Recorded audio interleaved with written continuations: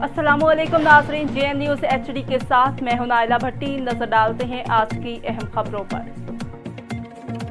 मलिर कराची से नवाज सरगानी की रिपोर्ट के मुताबिक मलिर के इलाके रज़ाक़ाबाद के रिहायशी अली बाग के ज़ोजा ज़हरा रज़वाना गुज़श्ता 4 रोज़ से लापता। शोहर शदीद परेशान, मुतल्लिक़ा थाने में NC के बावजूद थाना अमला ताउन के लिए तैयार नहीं, ना ही मेरी ज़ोजा को ढूंढने के लिए कोई किरदार अदा करने के लिए तैयार है।